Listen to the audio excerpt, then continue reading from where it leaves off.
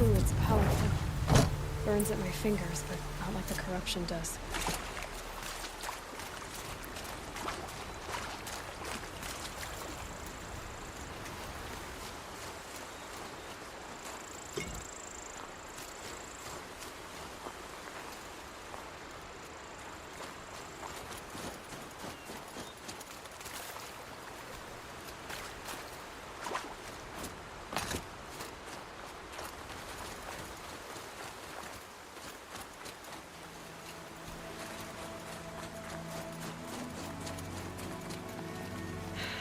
Soaked from melted snow.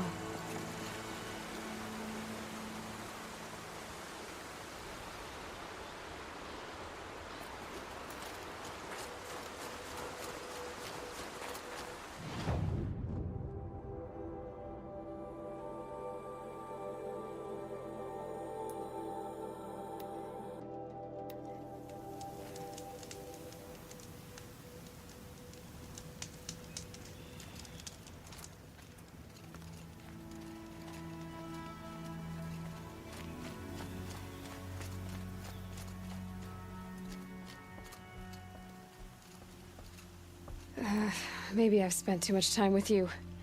I can almost feel the lightning in this. And the taste, huh? Metal striking sparks along a sharpening stone, lingering. Here, touch it to your tongue, and... Nope, that's your thing, not mine.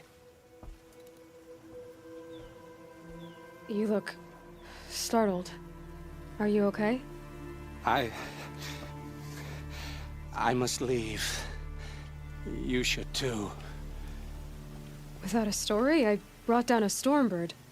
You did. You're very able. And you're right. Ode is ode. But no more stories of the past. All told. All done. Future stories. I saw an onrushing storm. The future comes hungry for man and machine. It will catch me, I expect. Catch us all. So enough hunts, enough visions. I'll run. Chase that teasing sun to the forbidden west. I don't understand. I mean, not that I ever understand, but are you saying we should fear what's coming? Oh, yes! Jungle on fire! Machine blue light dying out in the eddies of ashes. You, fallen, pale as snow flash, eyes staring open. The metal world, but not the one I sought. The future is a frightful dream, Huntress. My name is Aloy. I grew fond of you. Your curiosities and disbeliefs, Aloy. If you weather this storm, look for me. I'd like that. Where? In the west? In the storm? In dreams. Yes.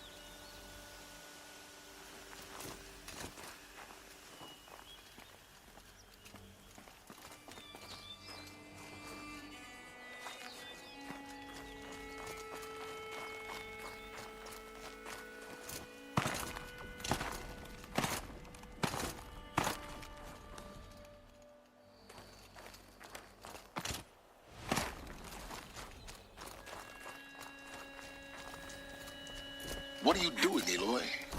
This path leads to the cut. The Banuk have nothing to offer besides useless mysticism. The Eclipse won't stand idle while you waste time playing in the snow. Return to your desk. Surprised you're still checking up on me. I thought you had moved on. Well, forgive me for still being concerned with the fate of the world. I was thinking, Banuk shamans thread blue cables through their skin, right?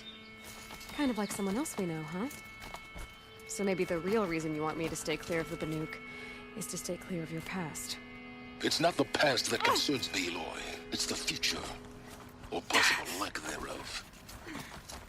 Which is why you should stop prattling and get back to what matters. But as usual, you'll do as you wish. Touchy.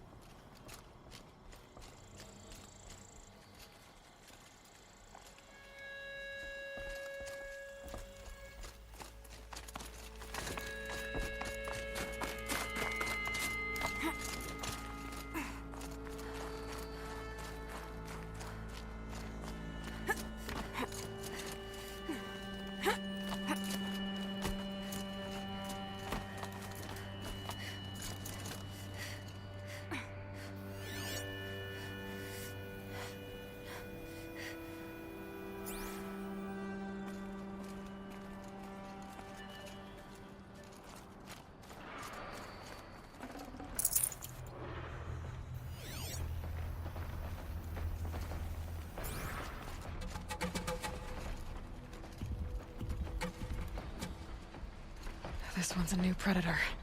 Can see the heat coming off it.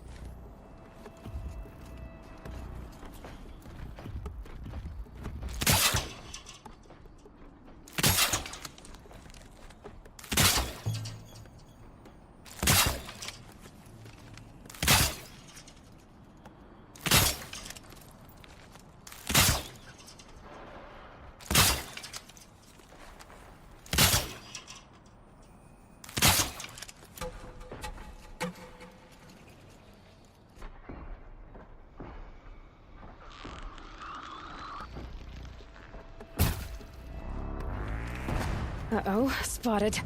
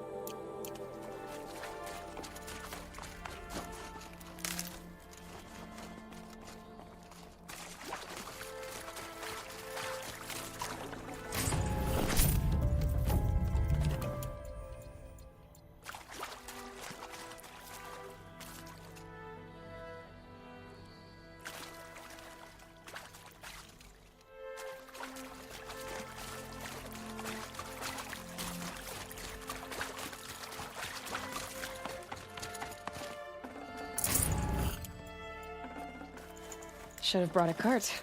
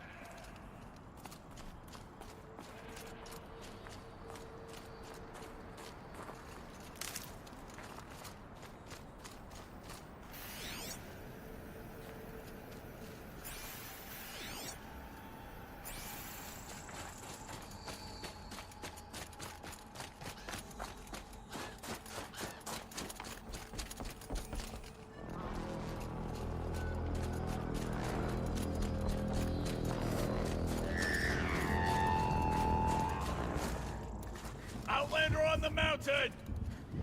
Okay, that's a welcome, I guess.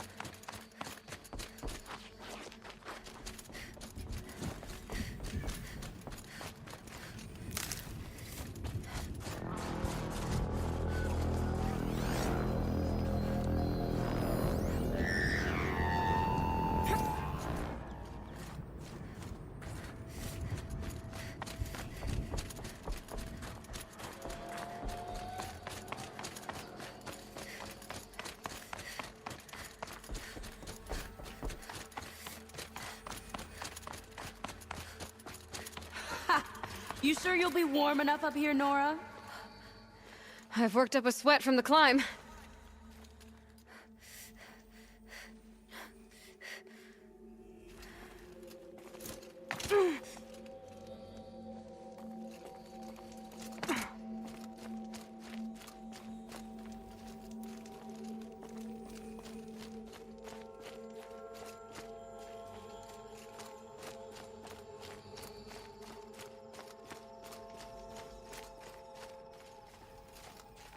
That'll help.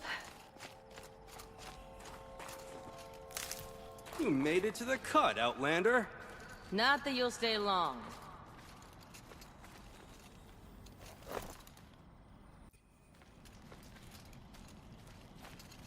This is Song's Edge, biggest settlement in the cut.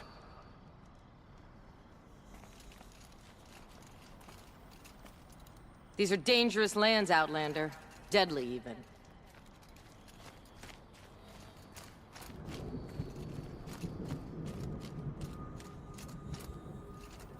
Smoke rising from the mountain. And the village, too. What's it for?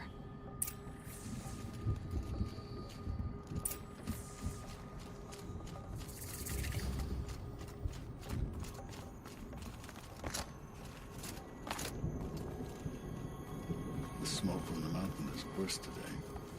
A bad omen for the ritual.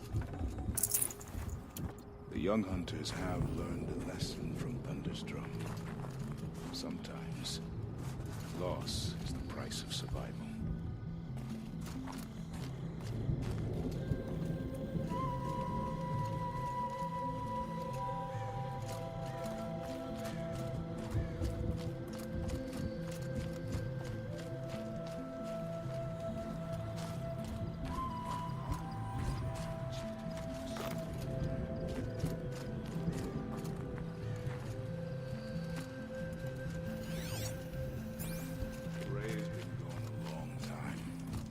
Will return. I must believe she will return.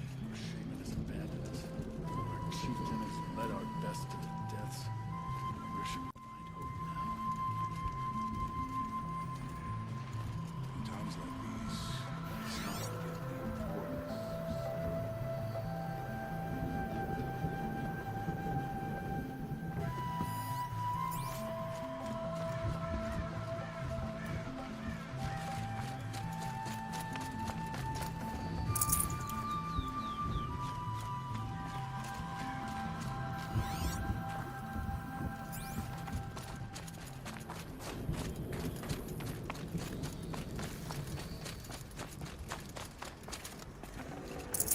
Forget about traveling light.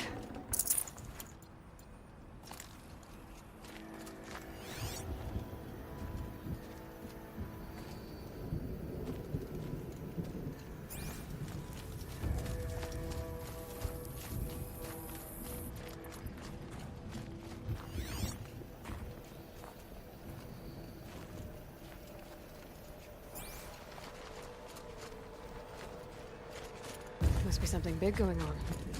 Most of the village is moving towards that smoke.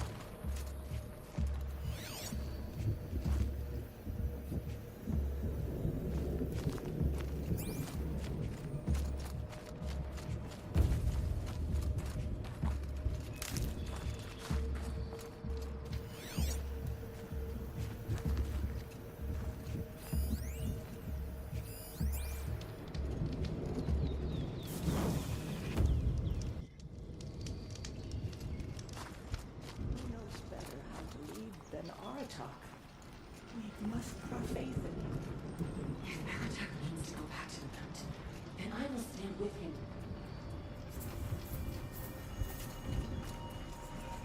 How long was...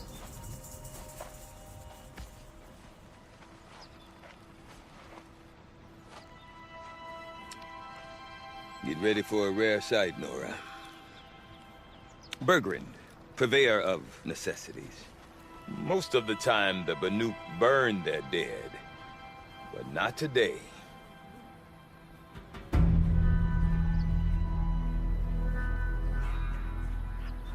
Because the bodies couldn't be recovered. Aye. A nasty business. All their best warriors lost. So they're getting a different kind of send-off.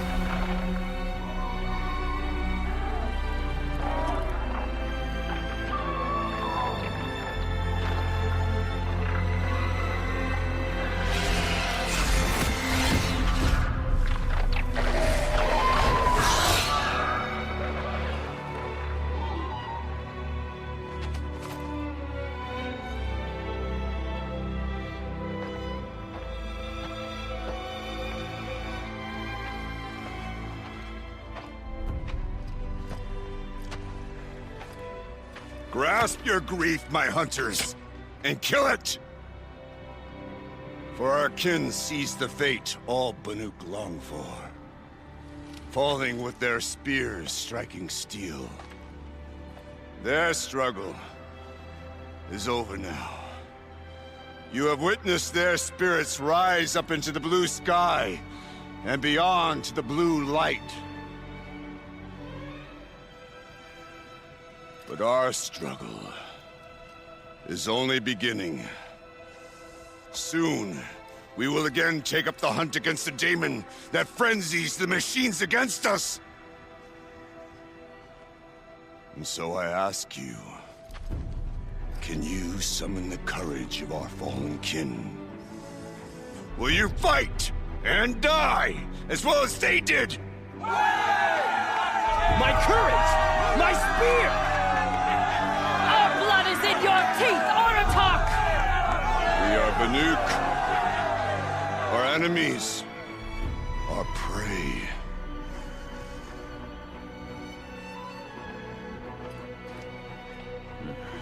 The daemon. That frenzies the machines. Machines that wiped out their best. And what do they want to do? Go back up there. Fools. A little advice. For free. Aloy. Aloy. I've been up here for 2 long winters, and I still can't make sense of the Banuk. Take this ruckus.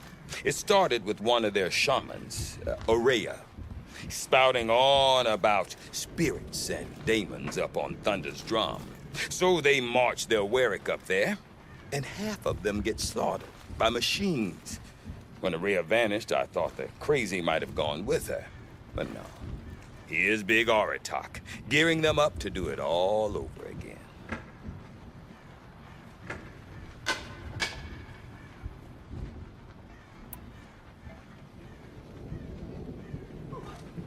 Have you ever heard of a man named Silence? Tall, deadly serious, cables in his skin? Like a shaman? I've heard that name once or twice, but always whispered. Like some boogeyman the Banuk want to forget. I'm not sure what went down, but I got the impression he messed with the Conclave. Or they messed with him. Conclave? All the most important shamans gather in Banur from time to time to keep up with the latest mumbo-jumbo. No idea how they all fit into one tent without those crazy headdresses getting locked up on each other. Aurea's been to that shindig, but when I asked her what it's like, she just gave me a dirty look. So if you want to know more, you'll have to find her and make her like you, I guess. Good luck. What is it about the Banuk you can't make sense of? Well, everything's a test to them. A hardship to endure. A challenge to survive. Seems like they don't have much of a choice in a place like this. Yeah. A land cold enough to crack teeth. Filled with wild animals. You'd think they'd accept a little reasonably priced aid. Don't believe me, I've tried to convince them. But a Banuk with nothing left to prove might just lie down and die. And Aurea is the one who spoke about this daemon? That's right. Told Aratak and the others that it lives up on Thunder's drum. And they believed her. But you don't. Look, I don't know what Aurea found up there. A shaman's not going to talk to an outlander. The machines in the cut are getting more vicious, that's a fact.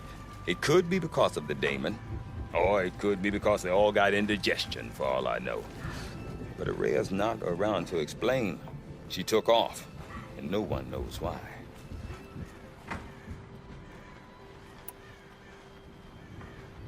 Is Aratak a renowned warrior around here? He's a Warwick chieftain. His voice carries a lot of respect. Not that you hear much of it. Man talks about as much as a dead fish. But when he and Aurea came to town with their Warwick, it drew more Banuk to this little burg than I'd ever seen. You know what else I saw, Aloy? My own little trade route, stretching all the way back to the claim. Then, he goes and leads them off to their death at the claws of angry machines. So much for my best customers.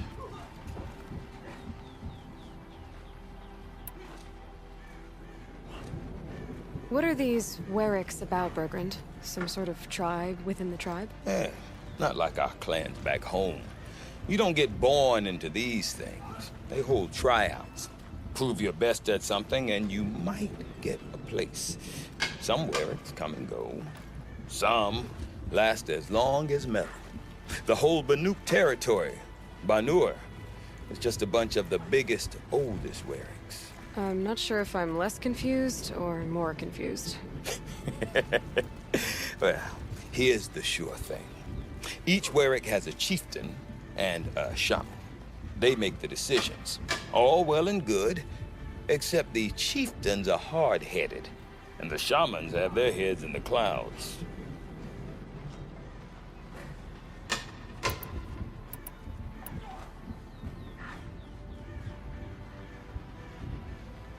You said you've lived out here for 2 winters? Aye.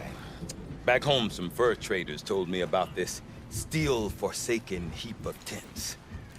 Good location. Ripe for change. We were barely scraping by until this place started filling up for Araya. A great prophet is coming, they said. I heard prophet. Honest mistake. Not that the Banuk are stingy, they just prefer to keep trade among themselves. We could get through to enough of them. We could really put this place on the map. Or at least on a map.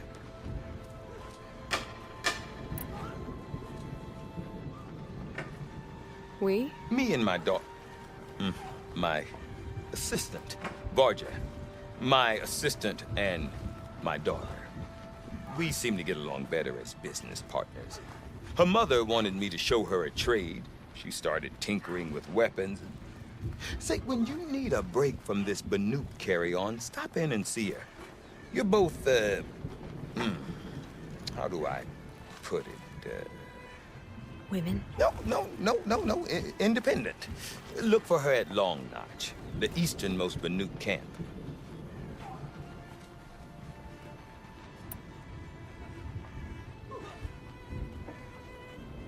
I want to know more about this daemon.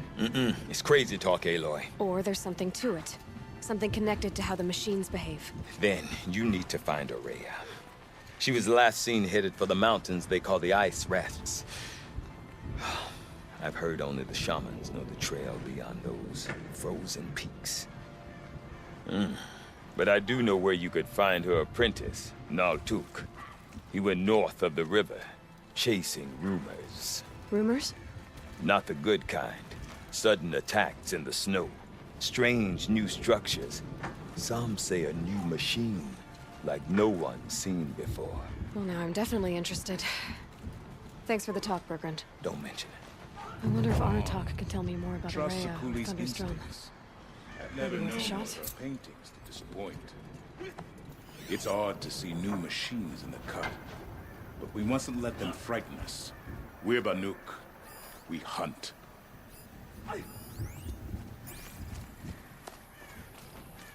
Feel free to listen and learn, Outlander. Our ways may suit you. The coolie's paintings distract us. We should be focused on more pressing matters.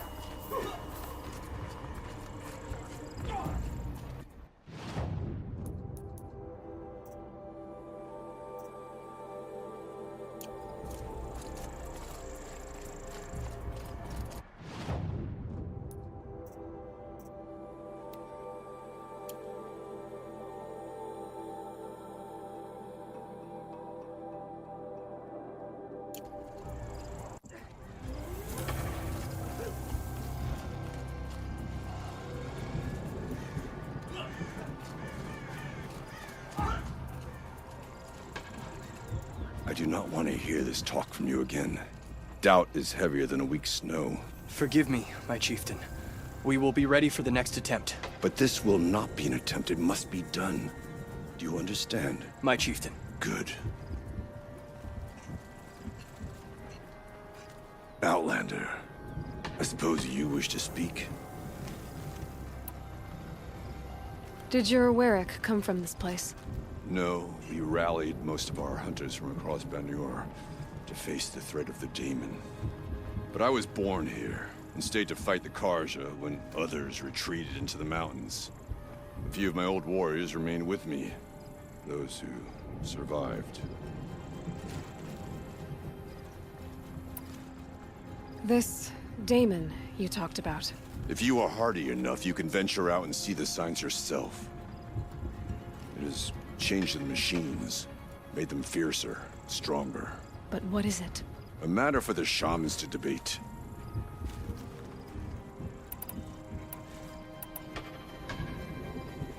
Aurea knows about this Damon. Where would I talk to her? She does a shaman's work. That is not for the eyes and ears of others. Certainly not an Outlander's. There are other Weraks in Song's Edge too? Yes. The village has its own life for all Banuk who need trade or shelter. After the war ended, it sprang up from what was once a campsite, quick as the bloom between frosts. Perhaps it will last, until the Karja seek war again.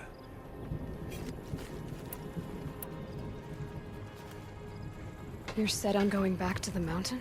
I have put my word to it. Even with the risks being so great? The risk of what? Death? It would be a worse fate to bow our heads to the challenge and say too much. Well, I guess that's it then. Good. I prefer deeds to words. Right. Banur goes where the great Weraks go. Perhaps one day I'll join you. I've never traveled further south than the Grave Lord. In the old days, the Mad Sun King made doing so impossible. Beware the machines with purple markings. To approach them without caution is to lay wood on your own.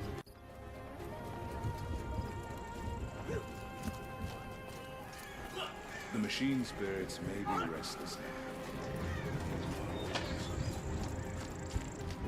Deep in, silenced by rising waters.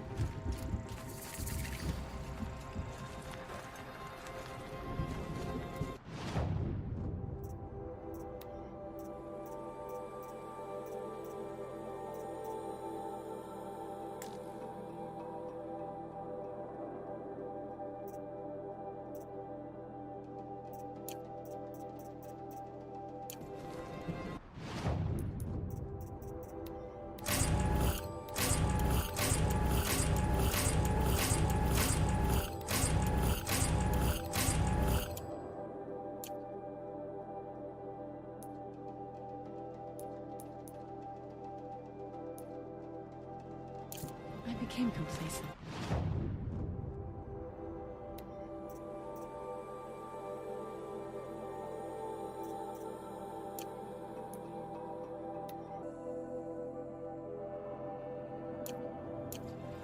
Allowed other runners to surpass me. You never stopped proving yourself. How could I forget that? No. Tall never stood frozen since before I held my first bow. You seem sad, stranger. I heard you mention a flood? Yes. A sudden deluge, without rain or melt to explain it. I'm Lalai, the drummer of Deep Din. Or at least I was, till it disappeared under the waters. Deep Din. What's that? A hollow, carved out by the old ones. A chamber, a basin, and a musical instrument all at once. My life, my calling. I'd explain it by playing for you if I could. But its pipes are deep under the water now. So Deep Din is a place, and a musical instrument? Yes. Pipes that carry a perfect tone beneath a sonorous basin. A wondrous edifice the old ones used to carry music far and wide. During the war, my father played the pipes to rally the Banuk against the Karja. I'm the drummer now. But our battles are few and far between. Mostly I play for the joy of it. Or to remember my family. Of course, if the waters don't recede, what's the point of joy? Or remembering?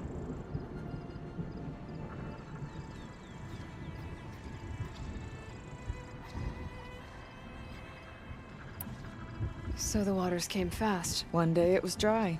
The next, the nearby river had risen and the entire basin was flooded. I don't understand it. There was no rain, not even any clouds, And yet the river rose higher than I'd ever seen it. And there it remains.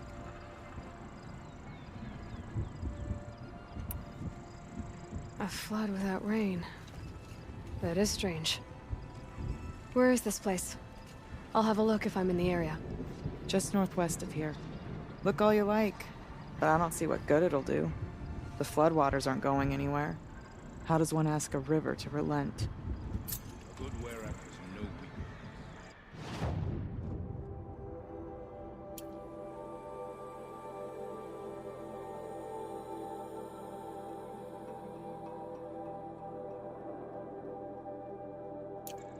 Trust my king.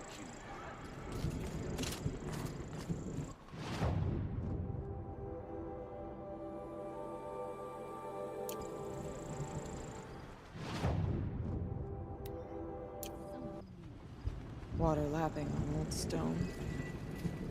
That's a sound to sleep to, not live to.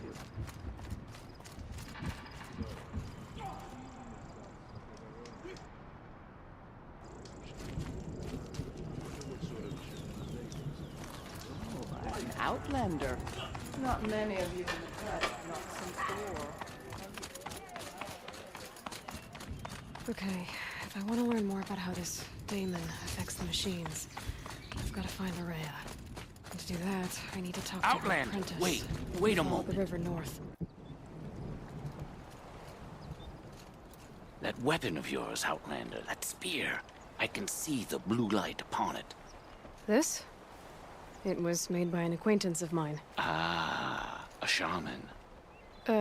No. More of a tinker? A tinker does not understand the spark in the metal, the song in the metal like this. But it could be improved upon, modified, with the help of the old ones. Far north of here there is a cave, a shaft in the snow. Within it is a nest of metal birds. Find a bird that hasn't been stripped by shamans past. Look for a rail inside it, the length of your spear. That's all I can tell you. Get a rail from some metal birds in a cave. Sounds perfectly normal.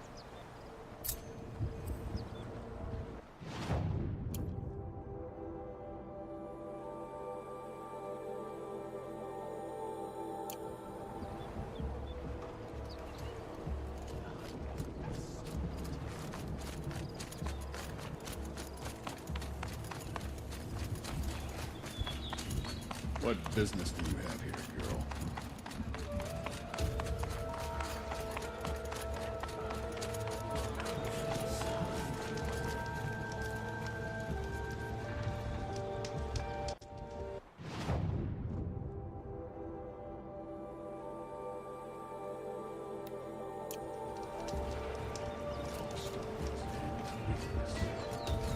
Oh, I'm glad my father isn't around. It would torment him to see his legacy drown. Remember the Banukai, when the old ones were fresh in their graves and our numbers were still small. It was she who led us through the frozen wastes. We also remember the ravenous tribe, who delighted in sucking the marrow from our broken bones. Everywhere Banukai and her Werak fled, the ravenous tribe were never far behind. Seeking a way to defeat them, Banukai went into the wastes and let the wind whip her cheeks. And when the cold brought sleep, she dreamt of light. She saw it behind the world, a great calming sheet of icy blue. And she saw something new. Herds of machines, each filled with the same blue light. When she woke, she knew which star to follow. She walked for many days and nights until she arrived at a temple built from sparkling ice. At the gates of the temple, she was met by the machines from her dream, who bowed to her as she entered. Inside, Banukai discovered the blue light bubbling from a hole in the snowy earth like a spring. "You bid me come," she said. "My people need aid. Will you provide it?" The machines whispered to Banukai. "We go where the light goes, for we are its chosen vessels. There is darkness in your heart. It cannot hold the light for long. Carry it to your people if you must. but the cost will be great. Banu-Kai waded into the pool. The light reared like a nest of snakes and struck Banu-Kai, piercing her skin, filling her up. Banu-Kai did not scream, though she was in agony. Banu-Kai did not collapse, though her limbs shook. She climbed from the pool and carried the light inside her. She marched toward home, and the machines marched behind her. As she walked, the light struggled to push its way out of her, but the machines were there to aid her. She sewed her body shut with their cables, patched herself with their metal, and kept the light within. When she arrived, the forces of the ravenous tribe had surrounded the camp. Although the light had left her with 1,000 wounds, Banu-Kai charged. And because she held the light, the machines followed. The ravenous tribe killed many, but those in camp rushed to join the battle. They gathered pieces of the fallen machines and from them fashioned weapons. And it was with these that Banu-Kai's people repaid the suffering the ravenous tribe had wrought upon them. When quiet descended, Banu-Kai finally fell. The machines bowed their heads, and her werak wept. The light she'd held within her drifted from her wounds and rose to the sky. And for just a moment, before life left her, Banu-Kai knew the truth of the blue light. And she felt peace. We remember Banu-Kai, the first to crawl from the cave beneath the world, brought the machines to us. When we speak the name of our tribe, we remember her. And we will not forget.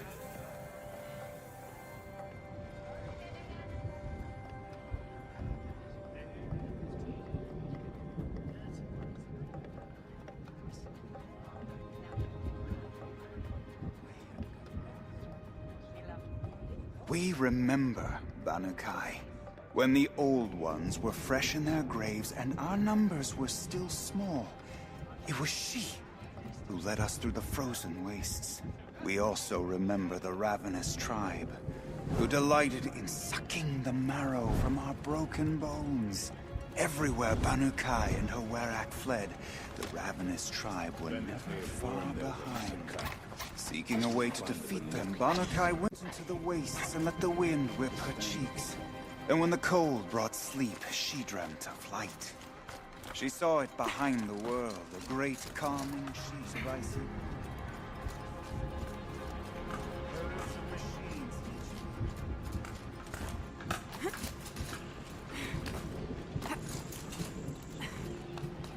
Some say Sekuli's paintings tell of the past, others say the future. Whichever it is, the work is impressive. The Blue Light abandoned the tall-necked track they lost figures many years ago.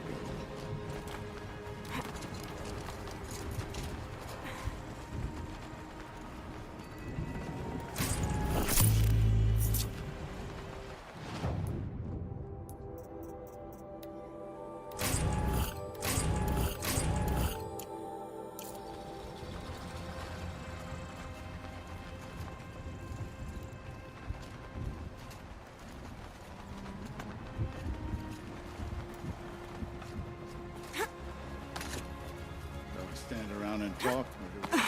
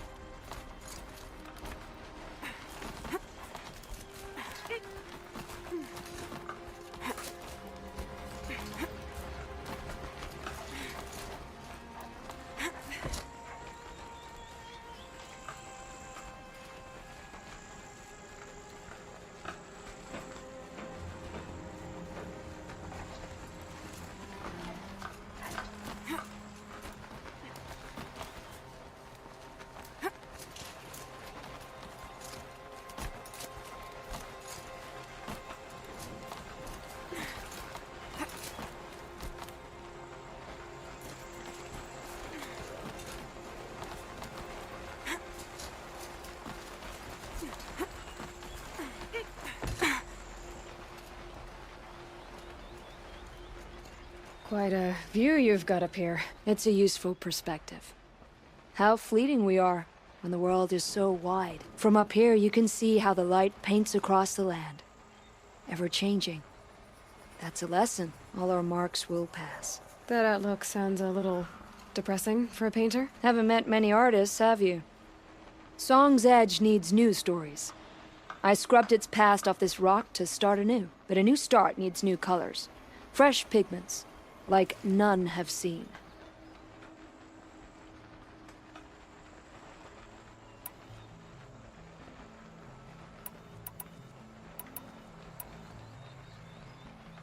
The Banuk rock paintings are impressive, but, You want to know what they mean? That's not the right question, but I'll answer anyway. Some are called to the machines. The sacred shapes you see on metal casings, or on a cauldron door. Do the machines listen to the call? I don't know. Others, like mine, are a call to the tribe. You could say inspiration or prophecy. And sometimes even men listen, if the painting is loud enough. These pigments you want. Where should I look for them? Salts gather at the edges of geysers and hot pools. Crystals cling to the rocks and cliffs.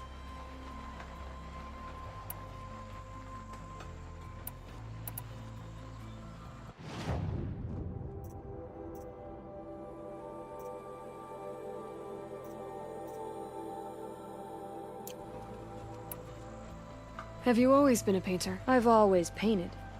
But I wasn't a painter until I was driven out of Banur. Up there, the markings are eternal. They paint over the same lines, the same colors, over and over. As a child, I learned from copying them. As I grew, my heart sank at the familiarity. All of us Banuk might as well be trapped in glacier ice. We have the look of life, but never really moving.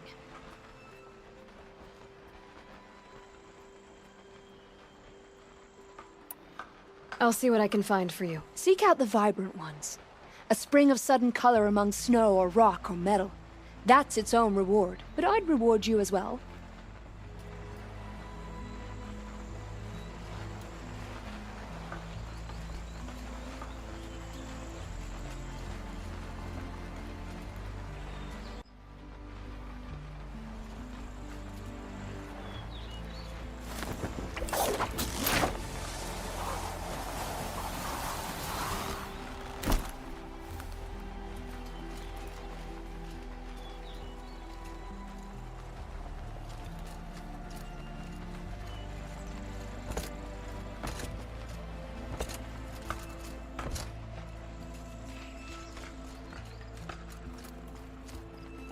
You don't want to end up frozen in the wilds like that Tony.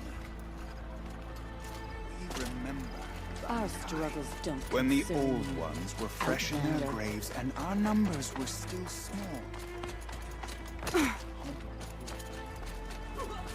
One day, the stone of the dead